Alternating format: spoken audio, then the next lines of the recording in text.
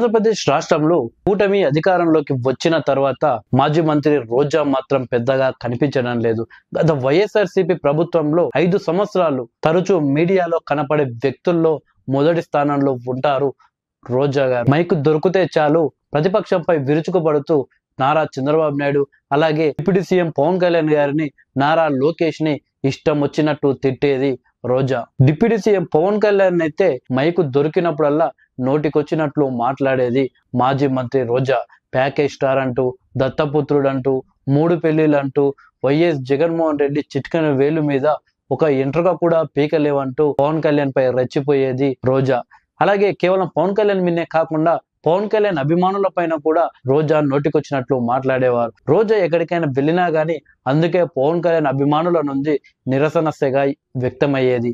రోజా ఏదైనా shopping mall opening కి వెళ్ళినా కానీ, లేదా ఇతర పబ్లిక్ ఫంక్షన్ కి వెళ్ళినా కానీ అక్కడ పవన్ కళ్యాణ్ అభిమానులు రోజాను చుట్టి జై పవన్ కళ్యాణ్ అంటూ, జై జనసేన అంటూ నినాదులు చేసేవారు. ఒక సందర్భంలో రోజా ఏకంగా ఆ అరుస్తున్న అభిమానులకు ఇలా వేలు చూపించడం కూడా జరిగింది. అలా చూపించినందుకు అభిమానులు ఇక రోజా ఎక్కడ కనపడ్డా సరే కానీ వదిలేదే లేదు, అరిచేదే అన్నట్టు రోజా ఎక్కడ కనపడ్డా కానీ నిరసన వ్యక్తం చేసేవారు. అయితే ఆ ఒక కాంట్రవర్సీ పెరుగుతూ ఫ్యాన్స్ పై ఎంత అరిచినా కానీ ఫ్యాన్స్ రియాక్షన్ ఇంకా బలంగా ఉండడంతో ఇక ఫ్యాన్స్ జోలికి వెళ్లకుండా నేరుగా పవన్ కళ్యాణ్ పై నోటికొచ్చినట్లు మాట్లాడేవారు రోజా. కానీ రోజాని మాత్రం పవన్ కళ్యాణ్ ఒక మాట కూడా అనేవాడు కాదు. ఎందుకంటే అది పవన్ కళ్యాణ్ ఒక మహిళను అలా విమర్శించొద్దు పబ్లిక్ గా. ఆ మహిళ బరి తెగించి మన గురించి ఎంత మాట్లాడినా సరే కానీ అంతా దేవుడికి అన్నట్లు పవన్ కళ్యాణ్ విడిచిపెట్టాడు. కానీ రోజా మాత్రం ఒక మంత్రి అని మర్చిపోయి, అది కూడా ఒక మహిళ అన్న విషయం కూడా మర్చిపోయి, సభ్య సమాజం చూస్తుందన్న విషయం మర్చిపోయి నోటికొచ్చినట్లు మాట్లాడేవారు. మాజీ మంత్రి రోజా ఓడిపోవడానికి ప్రధాన కారణం తన నోరే.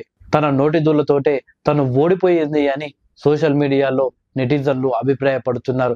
అయితే 5 సంవత్సరాల్లో మైకు దొరికితే గడగడ మాట్లాడిన రోజా ఇప్పుడు ఎందుకు దూరం అయ్యారు? దానికి ప్రధాన కారణం 5 సంవత్సరాలు రోజా చేసిన ఎక్స్ట్రాల వల్లే అని వార్తలు వినిపిస్తున్నాయి.